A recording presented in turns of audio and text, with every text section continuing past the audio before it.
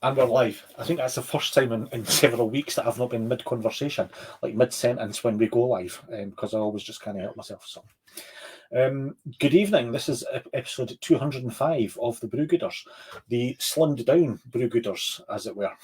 Me and John, slimmed down in the sense that Stuart and Jeff aren't with us, not in that we are the slimmer members of the Brewgooders, because certainly in my case that simply is not the case. Probably the opposite, yeah. Probably the opposite. They're much younger than us.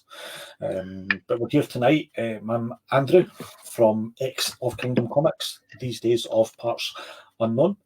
And on my right, but not as far as I'm aware, a member of the far right, is John Bruce himself of John Bruce Art, previously Dining Table Drawings. Yes. How are you today, John? I am fine. How are you, sir? I'm not too bad. It's like I've got a nice weekend coming up. A wee weekend off. I've always got weekends off work because I work Monday to Friday these days. But a weekend off when I'm actually doing things. All right. Okay. Rugby and family birthdays and meals out, things like that. So I'm quite looking forward to that. Be yourself in the grindstone at Amazon, is it? Or I'm still at work yet, although I do have Saturday off, so that gives me an extended weekend. So that'll be. You're able to watch the rugby. It's England versus Scotland this week. Don't plan to go into Edinburgh. So I don't know what that is. Rugby? Rugby? Is that like a sport? Yes, sport. It's the sport of gentlemen. I don't do the sport. A sport that's played by gentlemen and watched by the glitterati of society. So, yes, very, very good sport. But I digress. We're not here to talk about rugby because I know a couple of weeks ago we did manage to digress and talk quite a bit about football. But this is, after all, the Brewgooders, the beer and comics podcast. So we're going to talk about comics this week. I don't think we're going to talk about beer because I've got such a big weekend coming and I knew you were going to be on my own tonight. I've not actually brought a beer. I'm only drinking soft drinks. And I'm not John, you're only drinking soft drinks anyway. But I am on Bard's Pineapple. Pineapple. We spoke about this. We spoke about this a couple of weeks ago. Was it last week? We spoke about the lorry that used to come around the house. And the Corona lorry, yeah. The Corona lorry. It would bring the yellowest pineapple juice. Like it glowed. It was like, in The Simpsons when they bring out something which is quite obviously radioactive. It glowed like that and it was so sweet. That's pretty much what this is. This is what this is doing as well. It's quite yellow indeed. I'm surprised it's not casting a glow on my face as we speak. Yeah, you'll end up with that pain that you get, when you've eaten too much ice cream or sucked something very, very sweet. Indeed. Yeah, pineapple, lady. We're going to have to do that sometime. We're going to have to do, we talked about the juice floats. We're going to have to grade all the different types of juice. I think I was championing American cream soda. Somebody mentioned limeade. Iron brew float and occasionally a Coca-Cola float as well, which is quite nice. A Coke float. I think a Coke float's the classic, isn't it? It's the classic American. Yeah. The Coke float, but yeah. So yeah, we're going to talk comics. We're going to talk other things as well, things we've watched this week, things we've read this week, and various sort of comics. But first off, I believe we have a guest. Is that correct, John? We do, yes. We have special guest Simon Forrester, who's going to be talking to us today about his comic Caged Rats. Issue 2 is coming out, I believe, tomorrow. So good timing to have him on the show. Excellent. Well, hopefully your IT guy will manage to bring him in any minute now. Hi guys. Wow, look at that. That's like super technical. Oh, hang on. That's why you hear me? We can hear you, but we can't see you. Can't see me? We can't see you. The count. Jeff, is there Houston, we have a problem. This is apparently there's been a power cut and Simon is sitting in a really dark room. How white are your teeth, Simon? If you smile for us, we might be able to see you.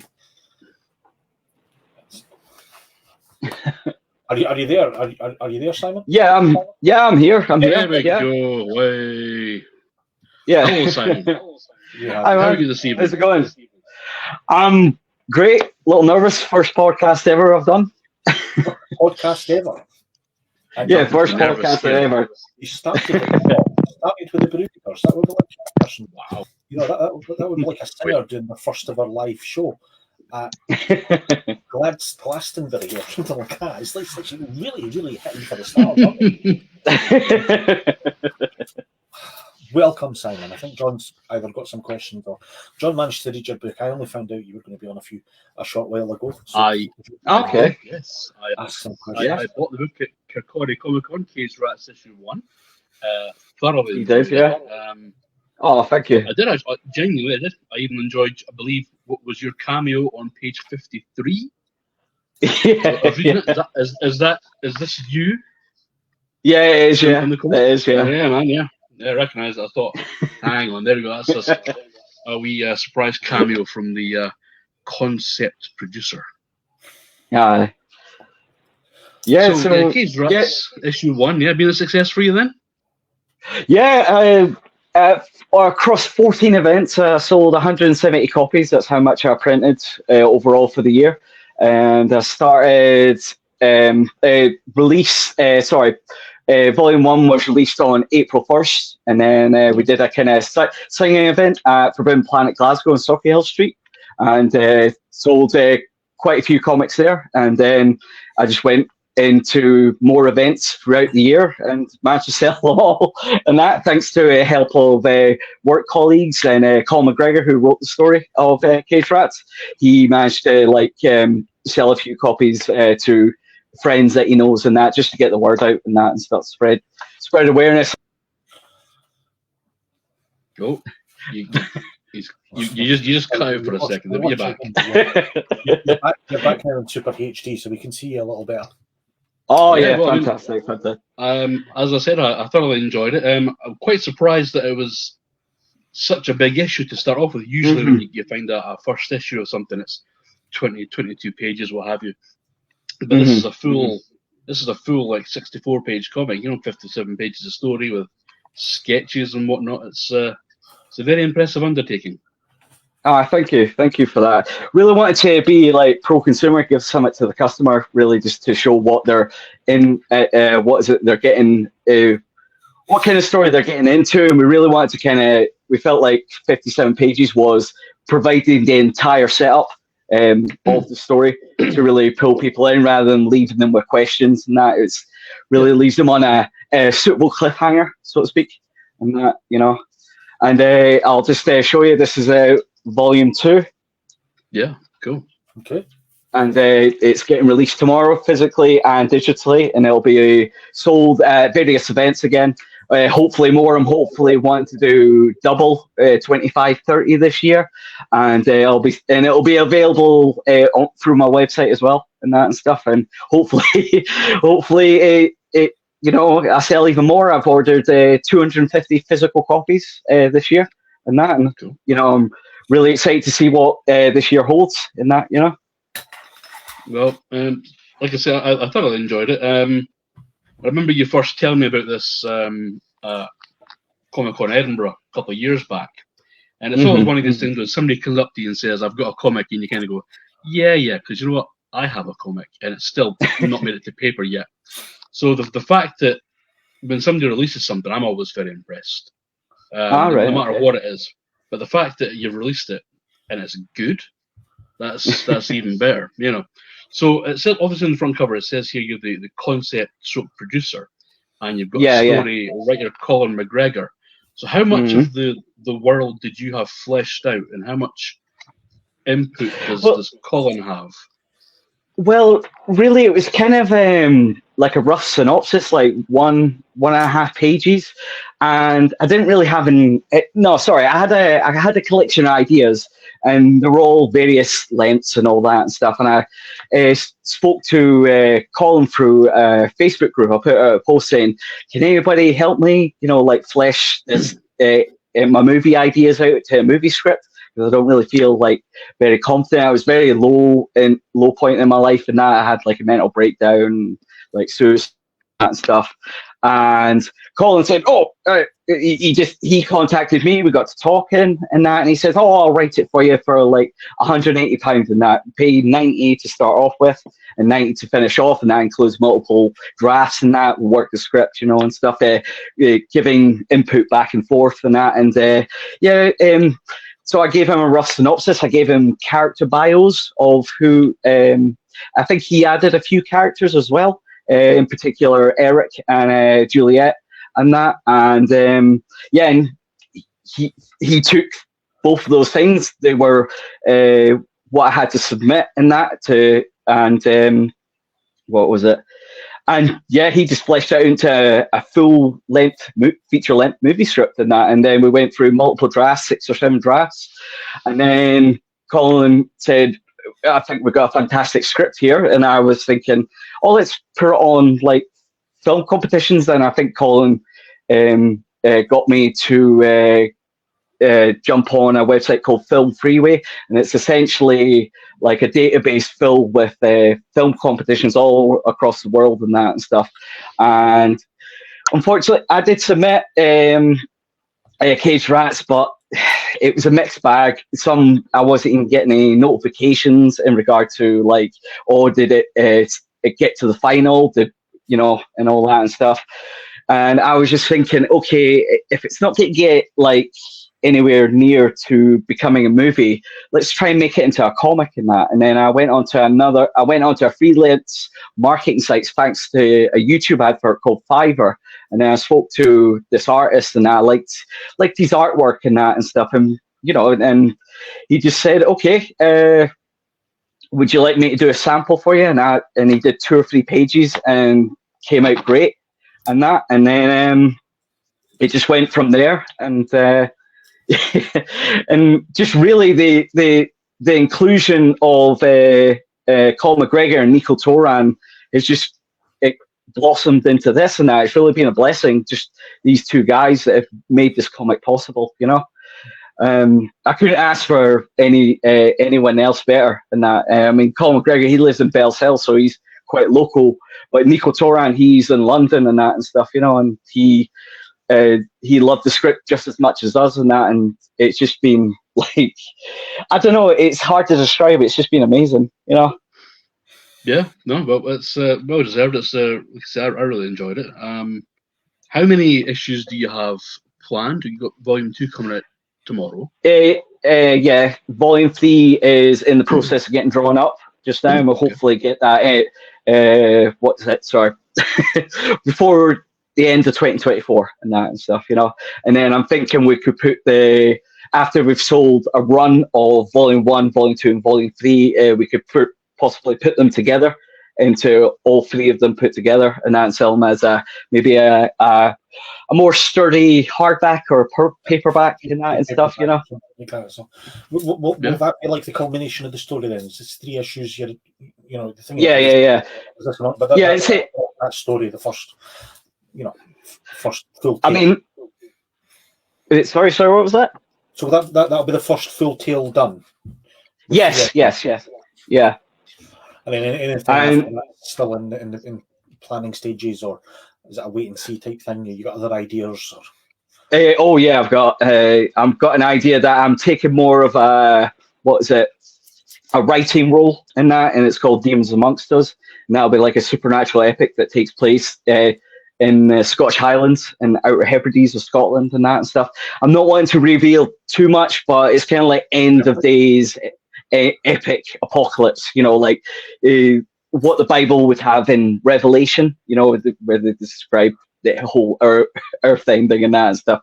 I just feel it can be, but it's a kind of like, I'm just wanting to keep it secret in terms of the story details, but it's that's fine. Is that the concept art that Michael Philp did for you?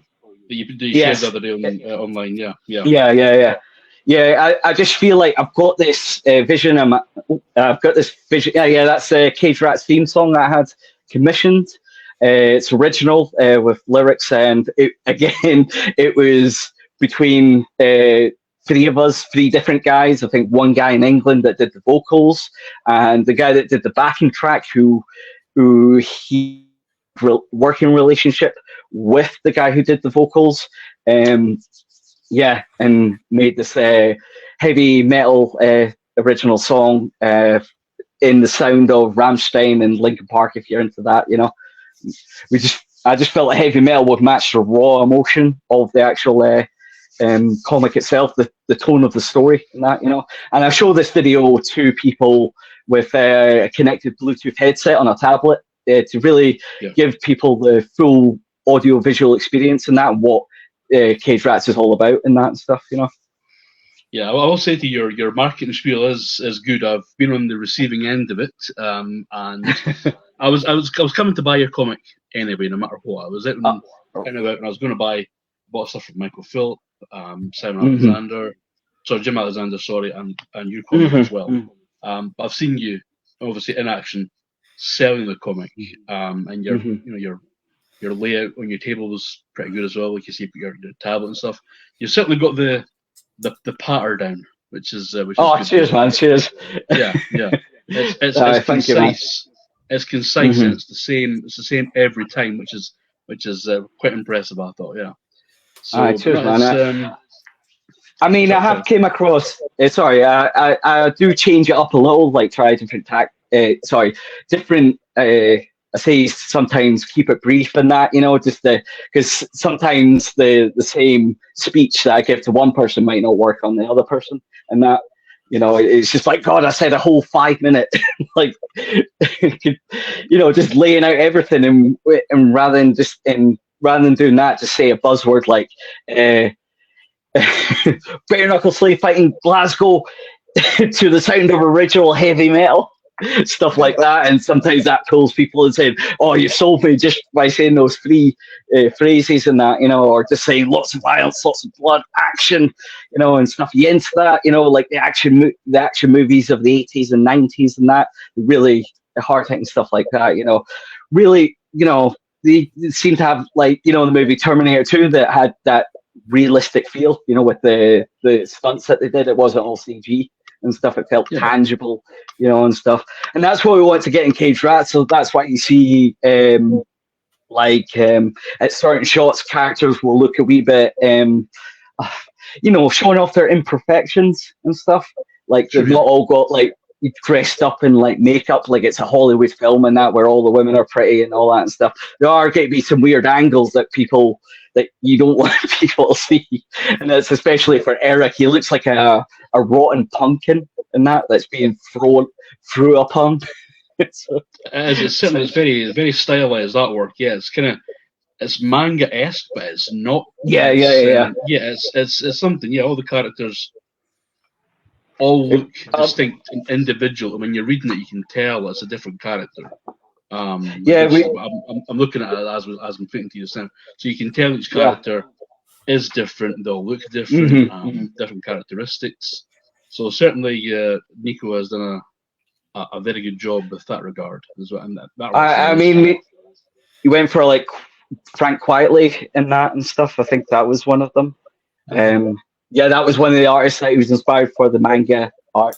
To go for the manga art style and that. But I think you ever heard of the comic series Sync? Yes. Yeah. By John Lees and that. John Lees. John Lees. I've got an issue right here, but it's the artwork that's done by Alex Cormack and that. Yeah. And I just loved how when it comes to an ugly character, you really see that really, really ugly in that, and they, you know. Just like every wrinkle, every scar, and that's what I really loved about in that. So we went for an inspired. We were inspired about that as well. And I even mentioned to my artist, like saying, "Oh, I think we might get in trouble with like plagiarism with like Alex Cormack, and I don't want to don't want to get like a lawsuit in that." And he says. And he was just like, he found that funny. He said, "Oh, I'm actually quite humbled that you thought that I could, that there was any similar." What? There's so many different comic writers who look like other comic writers that sometimes there are certain ones you can always tell, but you know, comic writing, there's only so many different ways you can draw a character. So don't worry about that much. If the story was exactly the same as Sync, then maybe you would be a bit.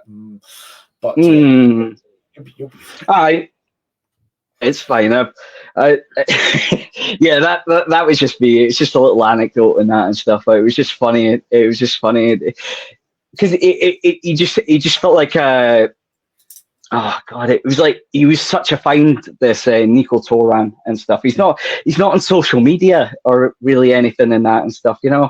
And yeah, I just felt like, oh my God, who is this guy in that, and how come people don't know him that much in that and stuff, you know? Yeah. I mean, he blew me away with this front cover of Volume 1 and that, you know, just absolutely amazing how he did that, you know. Oh. Sorry, I just see myself. No, you're okay. Oh, there we go. So we can see the full page comic. You want to pop up again and check? Yeah, I can see both of yours now. No, it's the same. I have it here. There you go. Whoa. Yeah, that's the one. Yeah. It is a very nice cover. Yes. Yeah. It's very nice. Thank you, man. Thank you. I enjoy the heavy blacks and really stark contrasts as well. So what made you decide to do black and white as opposed to color? Well, it was Colin McGregor. He mentioned Sin City. Yes. Yeah, and he said that. Yeah, he just felt like that would work. He just felt that would work for this kind of story and that, and the location Glasgow. You know, it's about human trafficking and that. So we just felt like it just came together and that if we went that way, you know, and stuff. But like what they did with Schindler's List, you know, black and white and all that and stuff. I was thinking when he mentioned Sin City, I thought of the comic called Charlie's War. That one, you heard? Yeah, and I really loved the busyness of like the trench warfare in that comic and that and stuff, and how small the panels were in Charlie's War. That's what impressed me so much in that and stuff. You know, high intensity action, but you're able to make out every detail in that within that comic and stuff. You know, so yeah. I think that's easier to do with black and white, and I think, but I mean, black and white should be, if it isn't, but it should always be the first choice for people putting out their first comics. It keeps your costs down. You didn't have to pay money to an extra colorist for it. So, you know, it halves the cost of creating it, plus the printing costs are less. And it really helps to show the artists up. Just using black and white stuff. Sin City is an excellent. The work on that's great. I mean, it was really the first, it's when I first spoke to Nico and he did a couple of pages, which would be the last pages of Volume 1 itself. And they were in color, and then I sent them off to Colin and that, and he said, Simon, you know what? I think this could work better in black and white. And then, you know, we just, you know, thought about it, and I was just like, yeah. And it was I think it was kind of in the moment decision, and then it just felt, and then the next page that I gave told Nico to do, yeah, that was it. I basically said to him, can we just go ahead and do page 1 right at the beginning of the script and go from there, because I believe that you're competent, you've done a great sample for me and that, and I think you're the artist that we should go with and that, but can you do it in black and white? And he said, and we just went do page 1, and then if you're happy with that, we do page 2, 1, and then I would pay him and that for each page when we're happy with it and that and stuff, you know. So yeah, it was a quick decision in terms of what color we would go for and that and stuff. But the thing is with Nico, I think he does get people to just help him with some small details, but he's like the full package. He does color, he does the lettering, you know, and all that stuff, the layout of the comic. And I've seen the amount of people that are included when it comes to the DC comic and Image comics and that and stuff. Yeah. The amount of people say we've got a script writer, we've got a story, the guy that did the story, we've got like producer, editor, letterer, you know, colorist, you know. You've got, you know, the artist, the person who just does the pencils, the inker, the person who draws over that, and then there's a colorist who does over that, then the letterer does over that. So it's very much multi-person thing. Books tend to be 2 people with maybe a letterer, but if you can do lettering as well, that's great, because that's a skill into itself. Definitely, yeah. Comic guy will tell you. So, No, that's great. So that's launching tomorrow, you say? Yeah, it's coming out tomorrow. Yeah, volume 2. Yes. And we'll have the link, which Jeff will no doubt put up on the screen somewhere. It's www. Sorry, instead of .co.uk, it's .com.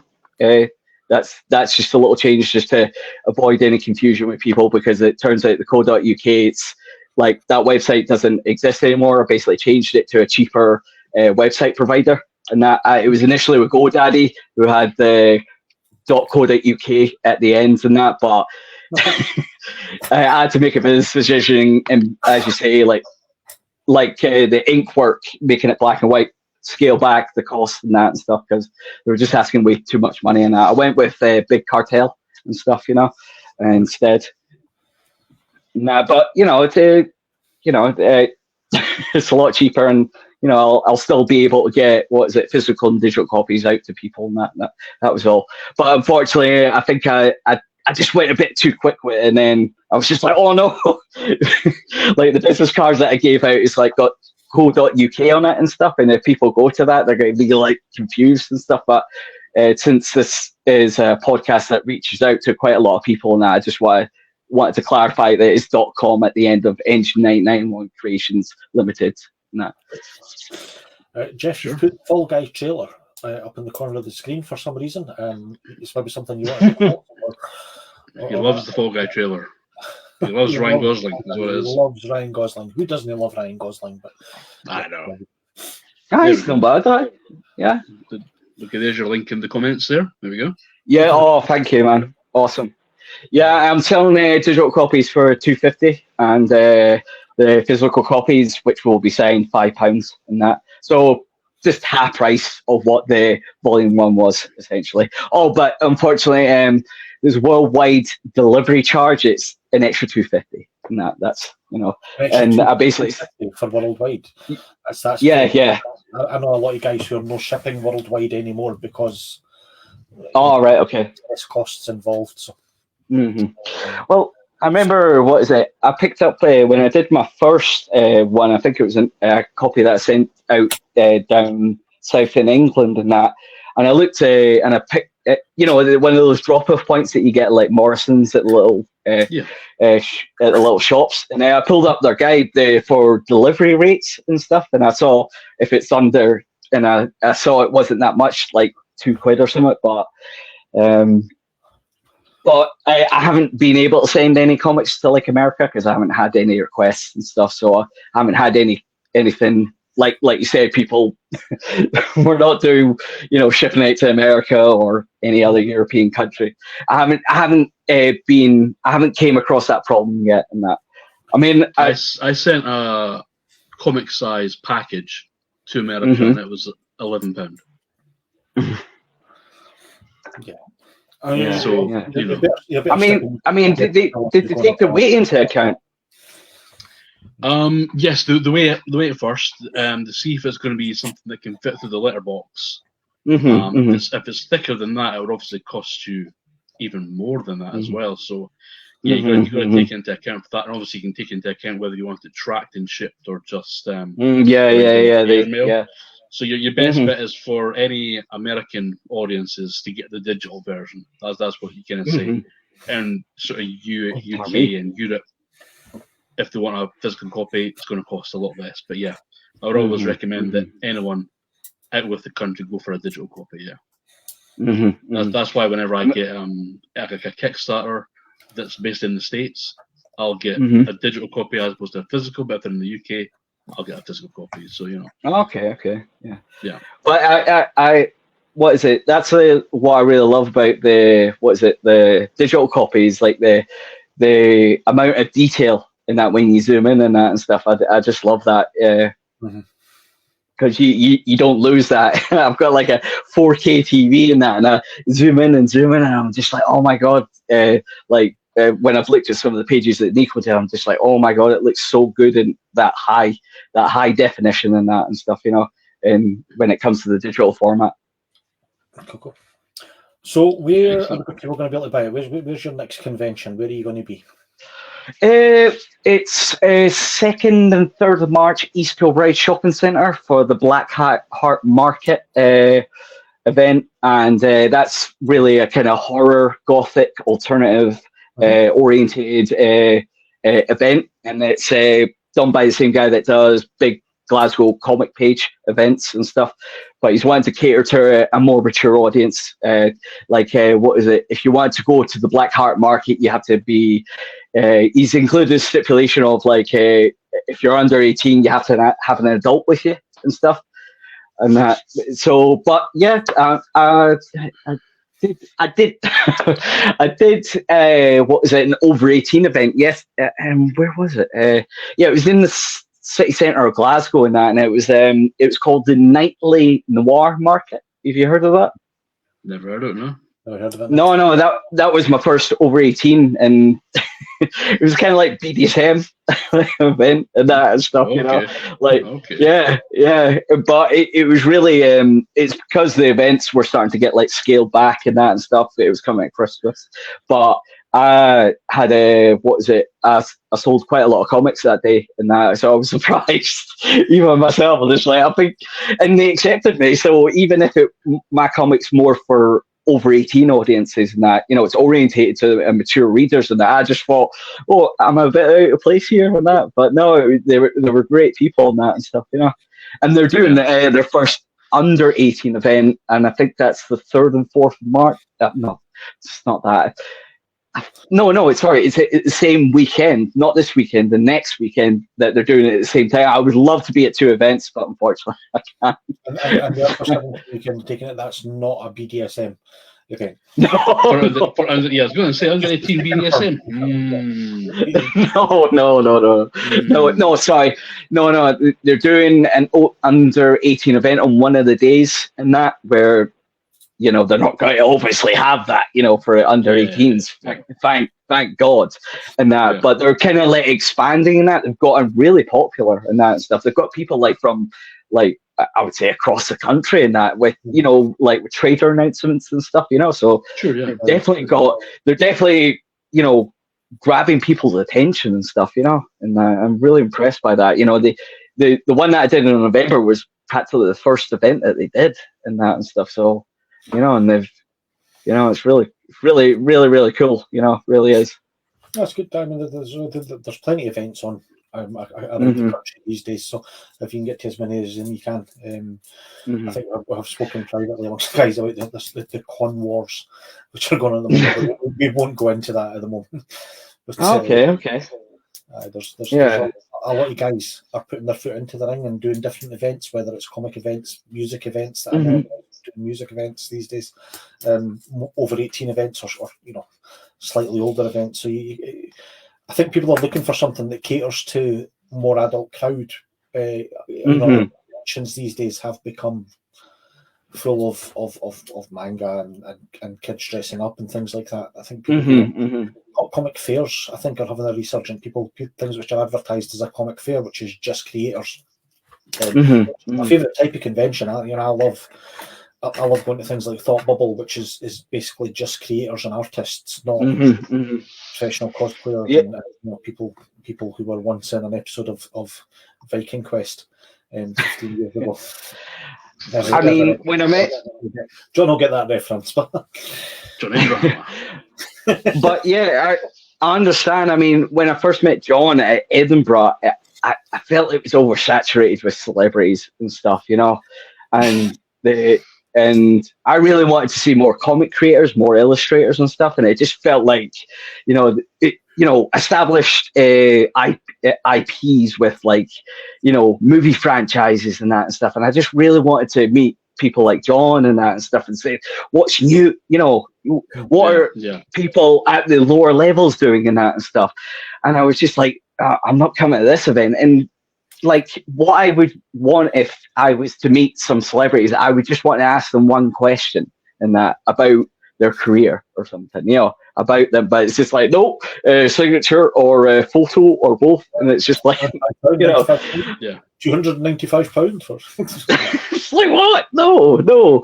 I mean, and I got that at what is it? I think it just happened last week. Well.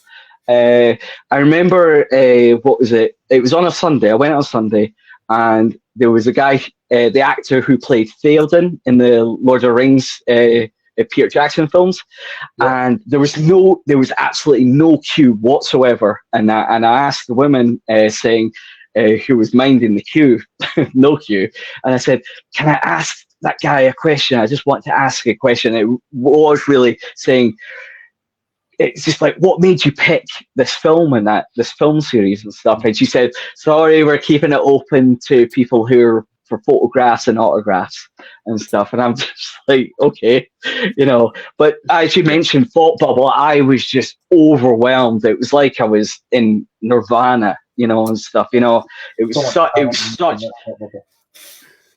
was such bliss being there. It was an absolute treat to be there, and and I just wish I went there as an exhibitor, but unfortunately, came too late into the game. And I think I met Nick in March at a small free art gallery kind of comic event and stuff, and I think that was Sunday the 13th of March, and he mentioned Thought Bubble, but unfortunately they closed the applications to exhibition places. It's always oversubscribed. You're not, and even if you've been there a couple of years, you're not guaranteed to get a table in Thought Bubble. Sure, it's not the same every year. It's not the same people. It's fresh and new stuff and things like that. So. So I hopefully, have you got your application in for this year? Or? Yeah. I have, and think hopefully again. But yeah, just with Harrogate going there as a punter and that and stuff, it was like quite expensive and stuff. So really, I'm wanting to kind of like, I would love to go down to the big conventions in like Wales and England. I remember speaking to a guy, Joseph Olivier. He's basically, he runs his own indie comic publishing company called Afterlight Comics, and he does kind of like supernatural horror comics and that, and he's pushing out loads and loads of titles, doing Kickstarters. I think he's on his third now, and they keep getting funded in like hours. And that hour, I think his last one, it was called like some Tales of Okai, and he said, it's fully funded, 2 hours and that and stuff, in 2 hours time. And I was like, and I spoke to him at Acme in Glasgow, at the Glasgow SEC, and he even bought my comic and that. But I met him in March, and he was impressed. He was really happy that I was actually selling Volume 1 at the September Acme Comic Con and stuff, So he was just like, "Oh yeah, you were handing out your cards at the last time I saw you," and it's just like, it's great to see that you're now selling your comic and that and stuff, Yeah, that's what I said at the top. Yeah, I mean, it was. Sorry. So you didn't Kickstart 1 or 2, John? No, I didn't Kickstart. No. Cool. No, it's all volumes 1 to 3. This will be the first and only project that I will be fully funding from my own funds. I really wanted to do something for like the readers, be pro-consumer and that and stuff, and prove to people that I can give people a story rather than just say, "Look, I'm a creator. I haven't shown you anything, but can you, perhaps pass some cash to me and that and stuff." Maybe I just felt maybe it's just like, oh yeah, I've paid about up to other people and that for like getting their comic funded, and sold to me and that and stuff. I can't fund you. I don't know you and that. So I really want to do something, say, "Look, I want to prove myself to you. Is it a good story?" and that, get the feedback. And then I was just like, and then once Volume 3's out, I'll be like, okay. And I sell all the copies. I was just like, well, let's try Kickstarter. I mean, I've got, like websites and guides, Kickstarter guides, to help me with my first Kickstarter campaign. But the first crowdfunding campaign will be Demons Amongst Us, my current project that I'm researching and writing and that and stuff. And yeah, so that'll be the first one that I'll be doing crowdfunding for that. Cool. I mean, it's certainly easier to Kickstart if you've got a bit of a proven track record of getting stuff out there. So yeah, if you've already show that you've got a book. So John, ask a question there as well before we move on. John? Sorry, No, I'm all good, thank you. Sorry, we're having communication problems tonight, I think. No, I'm all good. I think Simon, you've exhausted all of the answers I could possibly ask you. So, thank you very much. That's great. So thanks very much for coming on and discussing your book. We will continue to share the thing and stuff like this. We're pretty much now, what we normally do though is we'll spend half an hour just discussing general pop culture things, TV shows, comics, things like that. If you want to stay along and discuss what you've been reading or watching, feel free. If you've got other things to do, then we totally understand.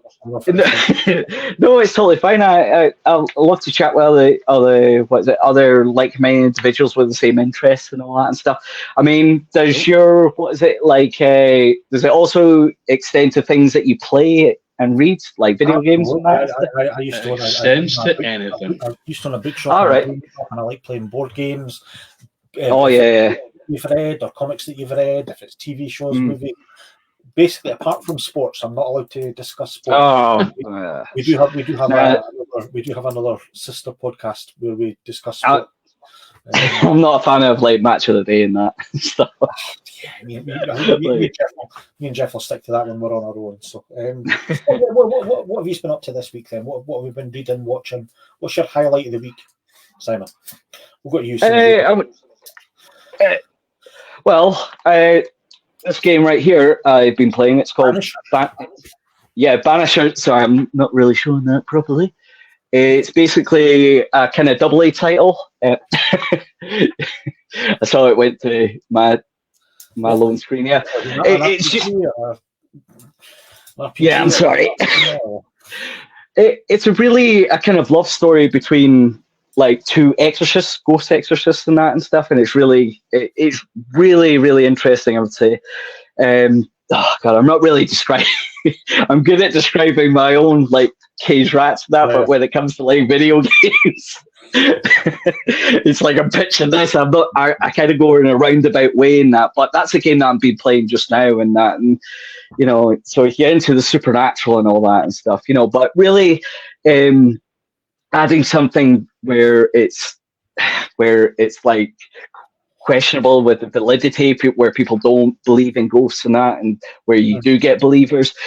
Banishers has added kind of like moral weight to the actual story in the game and that and stuff. So the players will get a chance to really think about their morals and ethics and that, what's right and wrong to do, what they feel is right or wrong and stuff. And it's really, you have to make decisions between two lovers that are on the front cover. One of them's dead and the other one's living. And, and it's really, they make stories that affect other people's lives and their love stories interconnected with those decisions that they have to make and that and stuff. I know it's not the best description, but it's really, or something new to what to play or watch or read. That sounds awesome. So, but it's something like, I'm really like kind of jaded with like the gaming industry with their focus of like saying, we're just focused on the money, get much money out of the customers as possible, and we'll let the quality of those titles that release slide down and that and stuff. But I tend not to buy games that release, I must admit, because I feel like the games, 50, 60, 70 pound tentpole games now are just barely worth it. And I'll be honest with you, this week I've been playing a bit of a game that I've just bought because it's sitting at the moment at $5 on the PlayStation Store, £3.47. I think I paid for it. It's a game called Kingdom Come Deliverance, which is a massive game, it's huge. Yeah. And it's playing exactly the opposite of what you've just been talking about. There's no magic. There's no nothing. I've spent. Yeah, but I really like that. I really like that game. The fact that the amount of history that they were putting into it and the realism and stuff. I really love that. But this is the thing. It's great. When it comes to like Banishers and Kingdom Come Deliverance, it seems that the companies that are not well known are seeming to prove to the other companies at the very top, saying, "Look, we're kind of outdoing you in that." Kingdom Come Deliverance I think it comes from Poland or something. think so. Yeah. I think, and there's another one. Have you heard of Baldur's Gate 3? Yeah. It's a massive game this year, isn't it? So, yeah, and they are like showing up, like the people at the top saying, "Look, we are we are like knocking you guys out in that," and they're like all frustrated, saying, "Oh, what you're doing, you're upsetting the balance of video games and that and stuff. It's not the way you should be doing, and gamers should not be getting used to the type of title like you're pushing out and that and stuff. Where it's pro gamer and that, and not rather than asking for microtransactions and that, and stuff, But the independent guys are doing better. Like I buy a lot of independent games on Steam. Yeah. And the quality, like you maybe didn't get 100 hours, you didn't get a Skyrim level of detail into them. But if you're only paying £5 for a game or £10 for a game and you get 10 hours out of it, that's totally exactly. Yeah, it totally is. Yeah. If you buy a new game out like Starfield, for instance, this year, and you pay £50 or £60 for it, and you manage 5 or 6 hours, and you think, "Fuck, this is dull," and it was broken. And there's been loads of reports that was broken and that. So you're paying 50, 60 quid for a game that's barely working and that. I'm sorry, you've lost much. Very interesting. Yeah, you've just lost my trust in that and stuff. And so I don't care how much marketing that Todd Howard and his company does. I think that's maybe about the 4th or 5th game in a row that he's like released that has been glitchy. It kind of become their character. I remember playing Skyrim and there was like glitches in that, and it said, "Oh, that's just the Bethesda mark or something." Like they're got worse. Fallout 4 came on, and then Fallout 76, and now Starfield. Yeah, and Starfield. And I'm just like walking. You can't. And I'm just walking away. They're rushing out, or they rush them out to try and get the money, because these games take 5 or 6 years, 7 years, 10 years to make, and they still put them out glitchy. Where did the mentality change in that and stuff? I mean, I was impressed. Like, my viewpoint on like the kind of value that you pay, what you're paying, and what you're getting back for that money, and I started to become like very cynical and that and stuff toward game when Witcher 3 came out and what they were offering in terms of the amount of money that they were asking. And that and the DLC that they were putting out and stuff. Like they offered like a 10, 15-hour DLC for about £10-15 and that. And you go and what Fortnite were offering was a cosmetic skin for the same price, and stuff. And what Witcher 3 was giving you was new story, new characters, new content and that, rather than just the new. Yeah. When I'm doing computer games, I sort of try and judge them the same as I would with a movie. If I'm willing to spend £6 or so for a £6 or £8 or £10, I suppose, for a ticket for a 2-hour movie, that puts me entertainment value at £2 or £3 an hour. So I don't mind paying £50 for a game if I'm going to get 15 to 20 to 25 hours of entertainment out of it. I think that's worthwhile. If you've got a game. A lot of games these days, tentpole games, £30-40 games that have got less than 10 hours of gameplay in them, and that's the right way. But the other end of the scale, like you say, you've got independent games that like Victorio or something like that I've maybe sunk 500 hours into for the £30 I paid for. But yeah, I think at least £1 or £2 an hour for entertainment. I mean, Call of Duty is one of the worst. You would pay that for with like, yeah. Sorry, I kind of went on there. Any movies for you guys? No, movies that you've seen? What have you seen this week, mate? What have you been to? I've been watching Monarch, Legend of Monsters. I watched the first episode, and it was. I watched all 10 over 2 days. Okay. Thoroughly enjoyed it. It was a bit stretched over 10 episodes. It could have been a tight 8. But very entertaining. The Monsterverse is proving to be more entertaining than the Marvel Universe or DC Universe these days, which surprises me. As we've spoken about, the Marvel Universe has hit a very snaggy point. They need to do something new to thing it. Whereas the Monster Universe, like you say, 3 or 4 movies now in, and a TV show. It's a lot of fun. It's a lot of fun. Yeah. I was surprised at how good the TV show was. I'm surprised it actually had movie quality special effects as well. Yeah. Obviously, a bit of money got pumped into it, and of course, we've got Kurt Russell, but you can't go wrong. and by the way, it's not just Kurt Russell. See, when you talk about like tentpole guys, like the guys that you would pay to watch sitting in a room doing nothing, like Nick Offerman that we've seen and stuff like this. Yeah, Kurt Russell's one of those guys. John Goodman is also one of those guys, and I know it was a very, very small part. Unless he comes, like I've only seen the first episode. No, that's it. Yeah, that's it. Okay, fair enough. But John Goodman's enough. Like that's sold ever since The Big Lebowski. Like if John Goodman's in it, I'm there.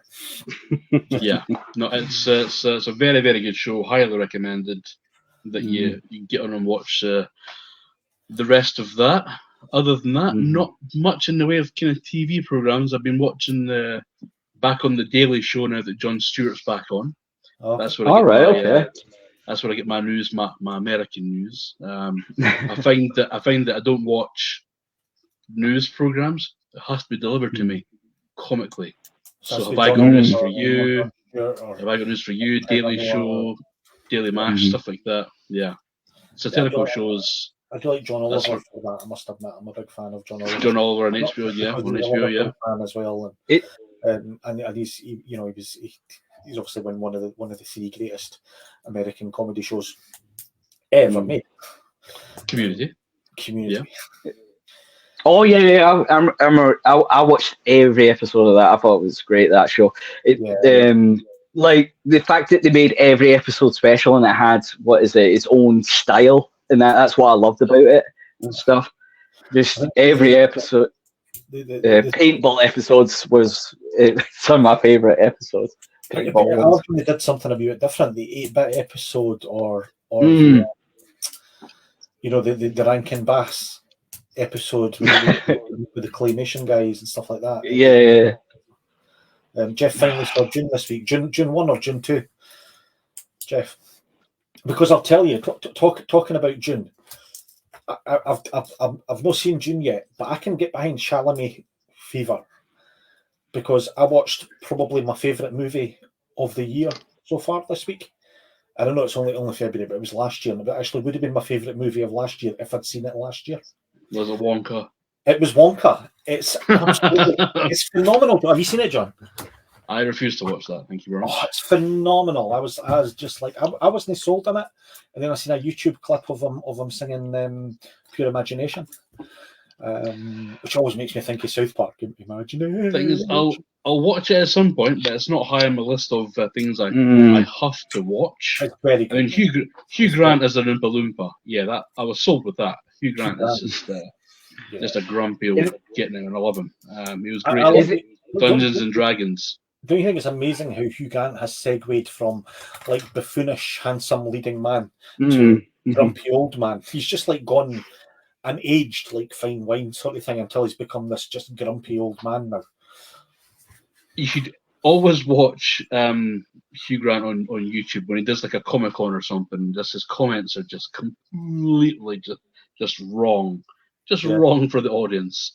And he just cracks everyone up. Like the Dungeons and Dragons press tour. He was cracking Chris Pine up all the time with his comments. And the guy, Hugh Grant, is a very, very funny man. So yes, I will watch it eventually. But it's not one I'm like, I have to watch it now. It's like Barbie. I haven't seen that yet. Oppenheimer. Still haven't seen that. Or Oppenheimer, in fact. I must admit, as good as most guys say it is. I'm interested in that, yeah. I mean, is that Wonka film? Is it a remake? Is it a prequel? Is it a sequel? It's a prequel to Willy Wonka and the Chocolate Factory. Right, okay. That's what I got from the trailer, you know. But yeah, but that's good. Not Charlie and the Chocolate Factory, not the Johnny Depp. Tim Burton, yeah. Tim Burton sort of thing. It's more like the gloriousness of the Gene Wilder Willy Wonka, and it's got a bit of that and a bit of magic and stuff. I liked it. I liked it. Okay. I'm a musical guy as well, though. I'm a musical theatre guy. I'm going to see Hamilton next week, actually. I'm going to see Hamilton, and I like going to musical theatre. I'm totally sold and looking forward to Wicked. When it comes to theatres this year, I've seen it live. I've seen Les Mis live. I've seen the Book of Mormon live. Good trailer for Wicked. I was quite impressed with the. Pretty good, yeah. Yeah, good to see Ariana Grande with her tan or fake tan, white for once. Pale white. So pure white. Yeah, I'm a musical guy, so Wonka was always going to work for me, I think. So there you go. I like some musicals. Charlie the Chocolate Factory is one. But there's some that I listen and repeat, and I think it's Oliver Twist. And I listen to that. Yeah, like Lionel Bart musicals from the 1950s and 60s or something like that. Yeah, there's just something about them, like the character and that and stuff. I got on my Spotify some of the songs and stuff. Mary Poppins as well. That's some of my favourite songs ever. There's a new show on I think it's on Disney. What's it called? Called Dodger. Full Dodger. With the kid from Love Actually, who was also in the chess TV program. Forget his name, but played the young lad. He played Liam Neeson's son in Love Actually. Yes. And he's playing the Artful Dodger, who is now a surgeon living in Sydney. I think that sounds like it should work, but it does. So go on there. And if you've got Netflix, there's a new show out this week called House of Ninjas, which is it's ninjas. I mean, it's about a group of ninjas who retired and they're no ninjas anymore and they're just living a normal life. But just when they thought they were out, they pulled them back in. Yeah, boy. It's Japanese stuff, and it's subtitled, and it's Japanese show, and it's very, very good. The action sequences, like most live action Japanese shows, is very, very good. So that's what I've been watching this week. And Jeff's been watching June, although he still hasn't confirmed whether or not it was June 1 on Netflix or June 2 at the cinema. I know Jeff and the other Brewgooder, Stuart, it was one. Snuck away without telling us to watch a wrestling movie because I've seen it on his Facebook. June 1. Any good, Jeff? That's got Jason Momoa in it and Thanos and Chalamet and Zendaya and there's lots of people in it. Yeah, I own it. I haven't watched it yet. It's one of those ones where I'm like, yeah, I should maybe watch that at some point. It's on Netflix, so it's there on my list. It's just like whenever I put it on, it's like you switch it on, right, I'm going to watch June, and it's like 2.5 hours, and you think, yeah. I can't watch 2.5 hour things. I'm becoming that 21st century guy who has to be entertained in 10-minute increments.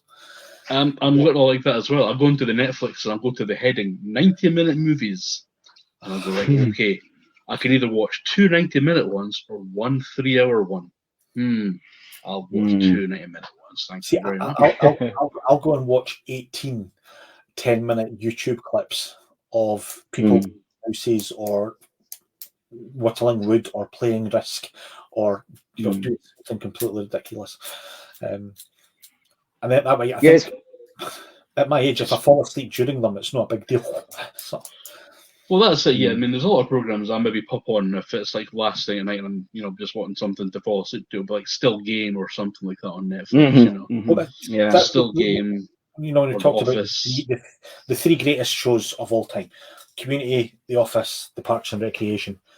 You can just throw them on at any time, any episode at random, and I know exactly where it is in the seasons when you watch them. Yes. And the movie, there is a movie, 6 seasons in a movie. Apparently, the movie has been written. Apparently, it's confirmed. The movie has. Donald Glover says the movie is written. So Don Glover is committed to it. Lando Calrissian himself said the movie has been written. So I watched the first episode of Mr. and Mrs. Smith last week. It's very slow. On my list. Is it? Yeah. But I'll check slow. it at some point. At the very, very start, I don't want to give any spoilers, but it does happen within the first 3 minutes, so it's not really a spoiler. You have this ridiculously handsome couple get involved in a sort of shootout, and it's Alexander Skarsgård. That guy, yeah. Yeah. Yeah. I get the feeling that they're the characters from the movie Mr. and Mrs. Smith, the Brad All right, Pitt okay. and Angelina Jolie Brad Pitt sort and of thing. Jolie, yeah. And it's kind of trying to wrap up their story and then introducing this new one to show people that it's not a remake; it's a sort of spiritual successor. Right. And that felt a bit strong because it is tonally completely different from the movie. But I've only watched one episode. I do watch one episode of shows a lot. And it's like it grabbed me enough to bring me in for that second episode. Yeah. Yeah. Sometimes it'll take 2 or 3 episodes to watch something. Yeah, you sometimes have to go, right, okay, I'll watch one, I'll watch the second one. That's why Disney drop a lot of things with 2 episodes at once. Yeah. Because you're not getting enough information from the first episode, like in Ahsoka or a WandaVision, something like that. And that's why they'll drop 2 episodes at once. Multiple episodes try and get you into the story. So.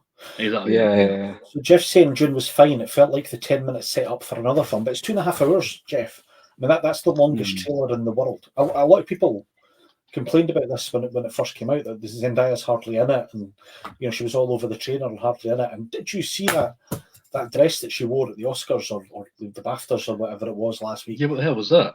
She looked like, I don't know, she looked like that character from Metropolis. Well, no, I was going to say, the one Alice, what's her face from, where she was the cyborg. Alice, what's her face? Alice, no. Oh, Ex Machina. Ex Machina, yeah. Is it Alice? Yes. Alicia Vandiker. Alicia Vikander, or yes. Her. There you go, Vikander. Yeah, she was in Man from U.N.C.L.E. Yeah. She kind of looked like her. Tomb Raider. Okay. Yeah, and she was in Tomb Raider. Yeah. Listen, don't get me wrong. Zendaya's very, very, very, very, very, very, very, very attractive girl. I think we can all agree. Yes. Yeah, I would say woman though, not girl. Yeah, well, it's very strange that she was a full-grown woman and looked like a full-grown woman in her mid-20s in Greatest Showman, and then a year later she was a teenage schoolgirl and looked like a teenage schoolgirl in Spider-Man, sort of thing. Movie magic. That's what it is. The magic of movies. They can make full-grown magic of women look movies. like schoolgirls, which is just like wrong. Really, on camera, I look like an old man, but off camera, I look like an old man. Very, very young. American American movies in particular, I've got this habit of putting mid-20s women and making them like schoolgirls. I think Charisma Carpenter, famously in Buffy, was she not like 31 in season 1? Alan Ruck in Ferris Bueller was about 31 when he played Cameron in Ferris Bueller. Yeah, it's crazy. Yeah. Why do they have? Why don't they have teenage characters played by teenagers? I don't know. I mean, there's the famous Grease cast. John Travolta was like 60 or something. Yeah, when he was Danny, and Stockard Channing was 40 when she was Rizzo. It's one of those things. Suspension of disbelief. Yeah. There you go.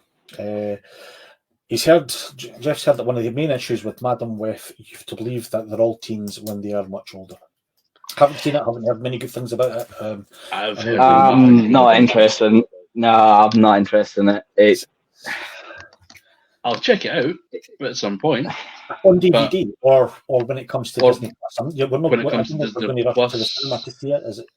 It's not going to be the movie to bring us back to the superhero movies.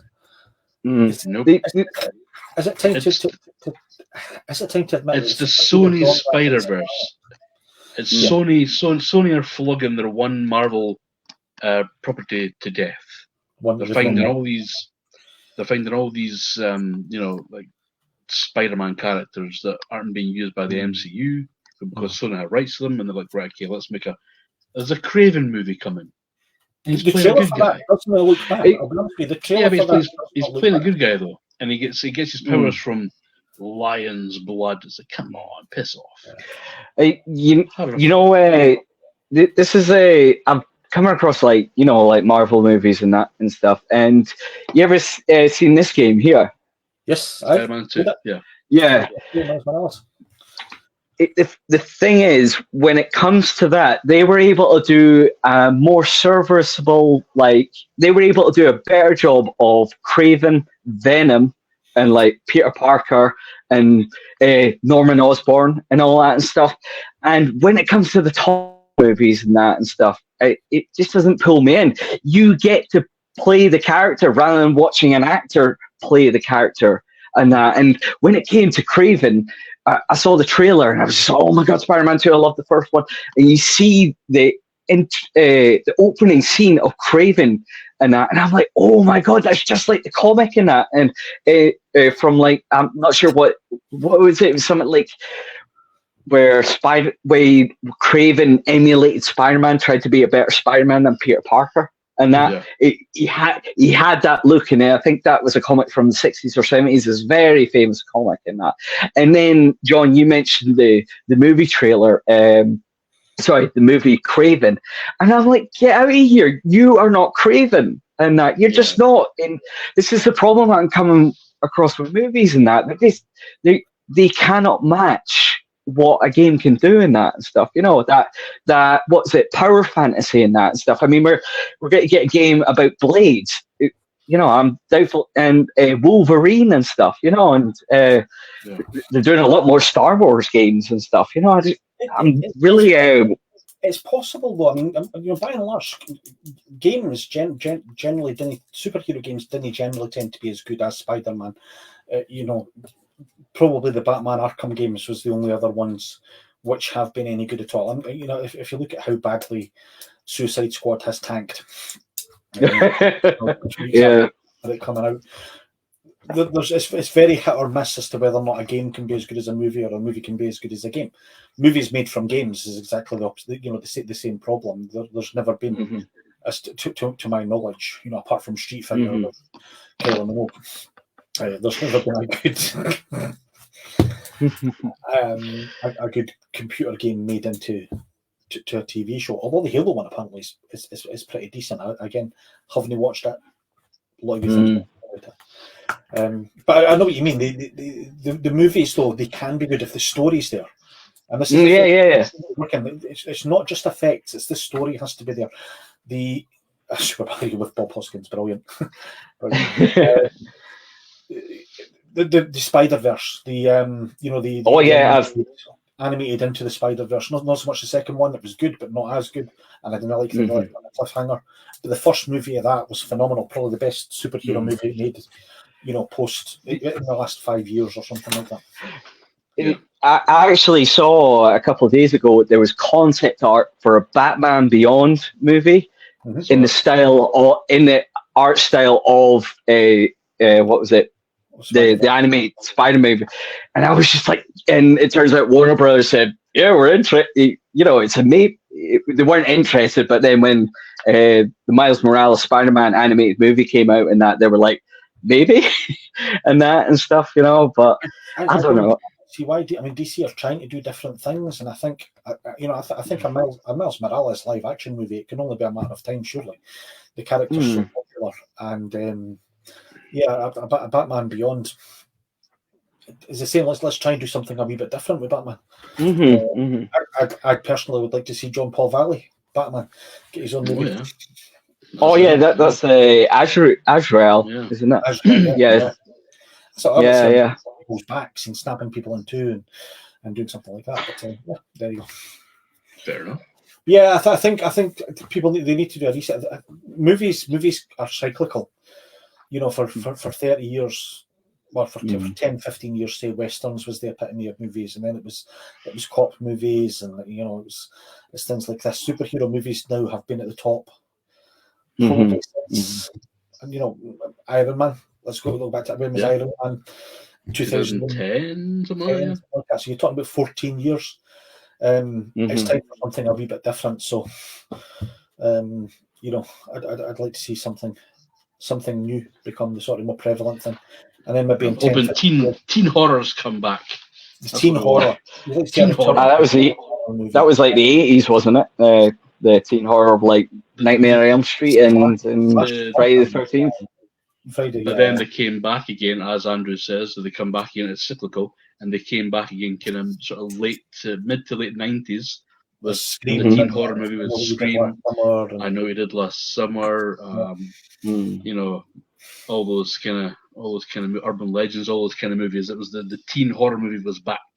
Yeah. So yeah, it's all cyclical. Yeah. So it's time for the 80s to come back. It's time for us to get buddy cop movies. It's time for another 48 hours with you know. Well, we've got Axel left coming. A TV show for the Beverly Hills Cop coming, isn't there?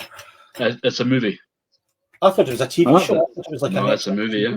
Is it a movie? It's a movie. Yeah. There you Beverly Hills Cop 4, basically. Yeah. 30 years. Pretty much to the day after the last one came out, yeah. Was it 3 was the last one? Was it they did 3, didn't they? Third yeah, I think wasn't very good. Yeah, they did 3. 3 wasn't very good, no. Yeah. 2 was fine. What's the Lethal Weapon again?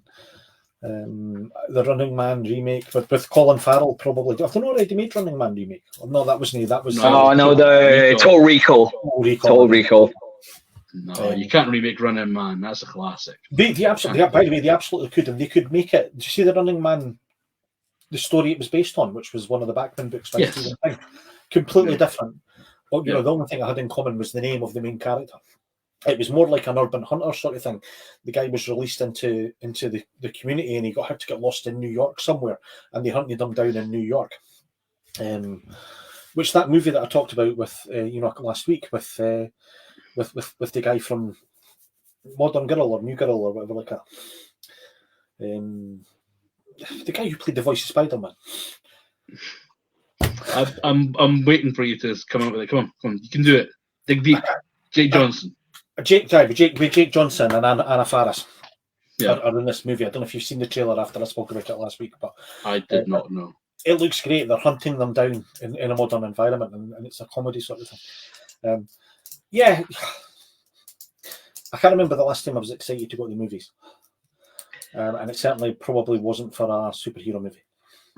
I don't know. Last year I was pretty jazzed. I was excited to go and watch Indiana Jones and the Flash. Transformers even surprised me as well. I thoroughly enjoyed that. Transformers. I haven't seen that one, I must admit. I've seen the Flash. It's not Rise of the Beast. It's not bad.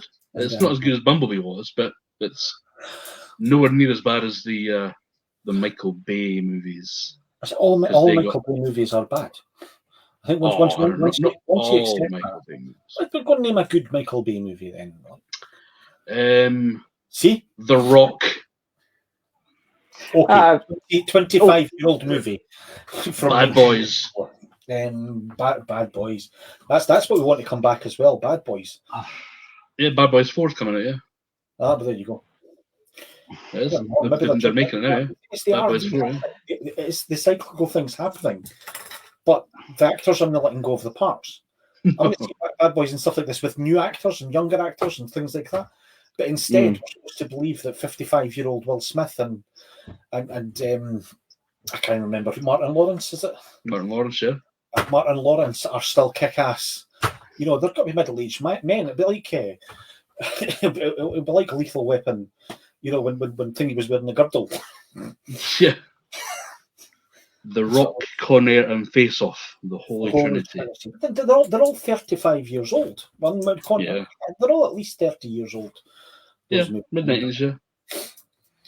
I think. Yeah, I like all three of those movies, Con Air, Face Off. That's when he was young and hungry, but then he became just the guy that has explosions and Megan Fox in movies. He should never have, after the first Transformers movie, which only had like 4 Transformers in it, just fucking mental. After that, and after Teenage Mutant Ninja Turtles, should have just said to him, "No, you're not getting any. Go away and live on a farm." But they make money. That's the thing. Yeah, that's the thing. Yeah, it's the thing. The films make money. Yeah. Screw integrity and and all that. Just they want the money in that. There's a movie that I'm interested that what is it? It's George Miller's new movie, Furiosa. Yeah. I'm really wanting to see more movies in the Mad Max universe and that and stuff. So that's one I'm interested in. The new Joker movie that's going to be featuring Joaquin Phoenix. and Harley Quinn.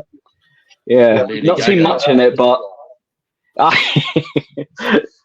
well, Joker was a great example of doing a new spin on a superhero movie and then borrowing from some of the best of the 1970s noir type things. It borrowed from the King of Comedy and things like that.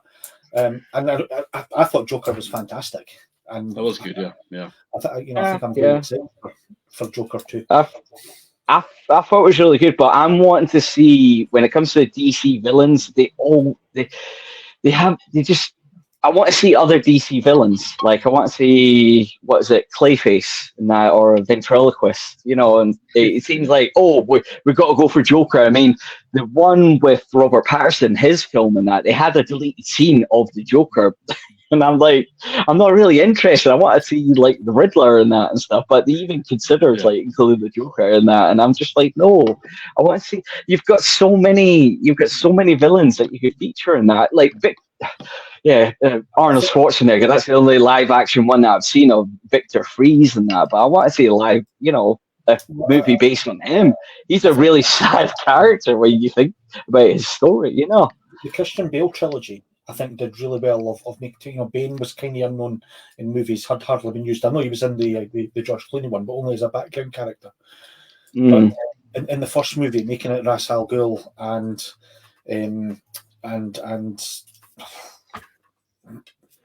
Oppenheimer, Scarecrow. Yeah, I think taking characters that haven't made it to movies before, I think worked for me. I didn't like the sorry, you just said his name and I forgot his name. Christian Bale. Cillian Murphy. No, the director of the Christian Bale Dark Knight. Jonathan Nolan, was it the Nolan trilogy? Chris Nolan, yeah. Yeah, Christopher Nolan. Yeah, I think Dark Knight. I've got no faults with that. I think that's a great movie. But when it comes to Batman Begins, the camera work isn't too great, and I don't know. I really wanted a real intimidating Scarecrow, and I didn't really get that from him.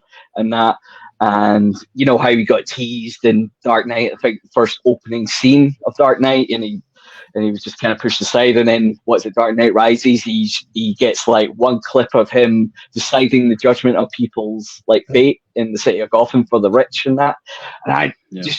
And and when it comes to Dark Knight Rises, I really like Bane and the interpretation of Talia al Ghul as well and that and stuff. I just didn't think it worked, But Dark Knight with like with Heath Ledger and that I think that's one of my all-time favorite movies. It's probably the best of the trilogy, but I think it worked well. I think having Scarecrow come back in the third one and sort of briefly in the second one, it kept the story going. It was not like the previous trilogy, the previous four sort of series with the two Tim Burton movies were almost disconnected. The third movie, the fourth movie, it's like they're taking part in different universes because there's no more obscure characters. They kept killing off the bad guys. Yeah, just keep killing them. Two-Face killed off Joker, killed off Penguin. They just killed them all off. Yeah, so. It was a bizarre decision, whereas these movies worked better, I think, and it'll be interesting to see, with the Pattinson movies, which wasn't a bad movie. It wasn't a great movie. It didn't. I watched that last year and it didn't excite me. But it's just I think we need something different. We need a new type. Something to take the world by storm, or I think. John, you've got experience. You worked in cinemas for many years. People are voting with their feet. They're not going to the cinema to see these movies, and if they didn't, and so they can't. They have to make their money elsewhere. Well, they're doing a kind of exclusivity thing, saying only shown in theaters and that and stuff. So they've got a tactic like that, But everybody knows that. Everybody knows that only showing in theaters means only showing in theaters for the next 18 weeks. The theatrical window is getting less and less. Yeah, I think that the Marvels, I believe, was 86 days between it coming out and coming on Disney Plus. Yeah. So I think they know the fact that if the film is not making money at the cinema, they're going to at least be able to recoup some of that on Disney Plus, maybe by new subscribers or some. I don't know how these streaming things make their money. I don't know how it works, but maybe they get paid per view or something. I don't know. It's like I'm quite interested in seeing Argyle, and I like to look at the trailers, but it's made by Apple. There's no incentive for me to pay extra money to go to the cinema. I've got an Apple device. I got a year's free Apple Play, and I know within 90 days or something like that, Argyle, which looks like it's going to be really funny, and it's not just it's Henry Cavill in it, but it's also it's good. Yeah, Sam Rockwell. Sam Rockwell, who again is one of those actors who's just good in everything he does. Mr. Right just appeared on Netflix, I believe it was. Mr. Right. Mr. Right is an absolute joy. If you haven't seen Mr. Right, it's Anna Faris as well, isn't it? Anna Kendrick. I beg your pardon. Anna Kendrick, Sam Rockwell, yeah. Mr. Right, I can see you looking at you and just go, it's a joy. It's like 90 minutes of Sam Rockwell. It's like they've just said to Sam Rockwell, here's some drugs, enjoy yourself for a couple of hours as the world's greatest hitman. And he dances in it. He dances. And Sam Rockwell must dance in every film he's in. Yeah. Awesome. I watched it's a great film. One of those videos on YouTube where it's like Sam Rockwell discusses his career over and what he just clips back. Yeah. And it's good to watch. You see clips of Green Mile, Charlie's Angels, the Iron Man 2, Matchstick Men, Galaxy Quest.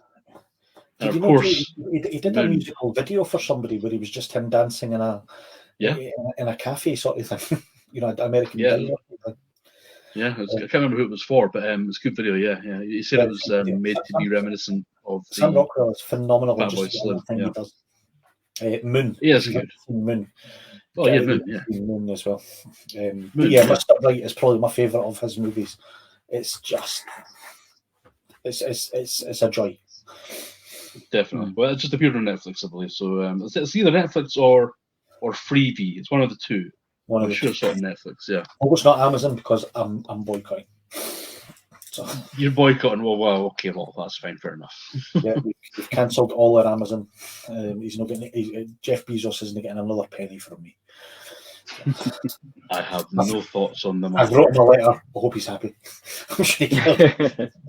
I have no thoughts on the matter. I like the man. He hired me. So there you go. You put some food on your table, I suppose. He gave me a job. Yeah. So yeah. So I think that's us for the night, is it? Unless anyone's got anything else to chime in with. I mean, I don't know. I was just going to mention the Deadpool 3 movie and that despite Marvel. Yeah, I saw the trailer. It got me interested in the fact that Hugh Jackman's playing Wolverine again and that and stuff. A lot of cameos said to be appearing in that movie. We saw one in the trailer. It was Aaron Stansfield back as Pyro from X-Men 2. So some deep cuts. He was in the trailer. So we'll see. It's an attempt to merge the two universes. The Fox. It looks like they're using the TVA to as a device to merge the Fox universe into the Marvel universe. And they'll probably use it as a chance to ditch the old Marvel TV universe as well. I think that's because you've seen a lot of the different Punisher and the different Daredevil and I think the Agents of S.H.I.E.L.D. has been ditched as not being part of. I remember watching John. I think he's John Bethany that played that played Punisher when I had Netflix, and that was after I read the Punisher Max series, and that by Garth Ennis. Ennis one, Frank, Yeah, and I was just like, I watched maybe one or two episodes, and it's just like, I don't know, it just didn't seem extreme enough in that compared to the comic and that, It got there. I'm a massive fan. I think we've spoken about this, John, before, and I've spoken about this. Garth Ennis is one of my favourite writers, and John and Punisher Max was just phenomenal. He did. If you watch the second Punisher movie, the one with Ray Stevenson, he punches the guy in the face. Yeah, and it goes right through his face. It's actually very similar to the Garth Ennis sort of era. type of things. It's very indicative of it. But I thought the show was good. Georgia Wiggum, who was in season 2 of that, playing the young girl who was trying to get away from the church. She's not seen it. All right, so she's in Ted now. She plays John's, the Mark Wahlberg character as a young man, his cousin who lives with him, and is at college and gets some drugs and things like that. And she's delightful, and very, very, very funny. Fair enough. Georgia Wiggum. Ted. I finished watching Ted. I told you about Ted, didn't I? Yes, it's not streaming on anything I can watch yet. So much. Get on it now, man. It's available on Sky and things like that now. Get on that. It's so good. Well, I hope it's better than Ted 2, because Ted 2 wasn't all that great. It's very, very good. Ted 1, very funny. Yeah. With Flash Gordon. Awesome. With Flash Gordon. Ted 2, the problem with Ted 2 is they made no attempt to explain what had happened to Laurie. Yes. Just like John's single now. I can only think that Mila Kunis. Mila Kunis took one look at that script and said, "No, that's not for me. I'm going to do this art house movie with Denzel Washington, this post-apocalyptic art house movie with Denzel Washington instead. Nobody will ever hear of that one," which turned out to be one of the best movies of the early 90s. What, the Book of Eli? Book of Eli. Yeah. That's becoming a TV show.